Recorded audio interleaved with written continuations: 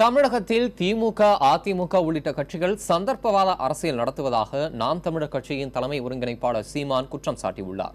திருவாரூர் மாவட்டம் திருத்துறைப்பூண்டியில் நடந்த தேர்தல் பரப்புரை கூட்டத்தில் பேசிய அவர், மதுக்கடைகளை திறந்த கட்சிகளே மதுவிலக்கு குறித்து பேசுவதாக கூறினார். ஊழல் குறித்து பேச எந்த கட்சிக்கும் தகுதியில்லை என்றும் சீமான் சாடினார். இங்கே இருக்கிற இடதுசாரி தோழர்கள், நாம் பெரிதும் மதிக்கிற புரட்சியாளர்கள், அம்மையார் ஜெயலலிதா ஆட்சி ஊழல் ஆட்சி, அதை உடனே தூக்கி எறிய வேண்டும் என்கிறார்கள். ஆமா, தூக்கி எறிய வேண்டும். அவ்வளவு எளிதா அந்த அம்மாவை தூக்கி எறிஞ்சிட முடியாது. ஒன்ன தெரிஞ்சுக்கணும், தூக்கி எறியணும் தான். ஆனால் அந்த அம்மாவால பெற்ற 2 ராஜ்யசபா உறுப்பினர் இருக்குது. மாநிலங்களவை எம்பி அண்ணன் டி ராஜா அவர்களுக்கும் ஐயா டி.கே. ரங்கராஜன் அவர்களுக்கும் இந்த 2 பதவியும் முதல்ல தூக்கி எறிஞ்சிட்டு அப்புறம் ஊழல் ஒழிப்புன்னு பேசினா நான் நம்புவேன்.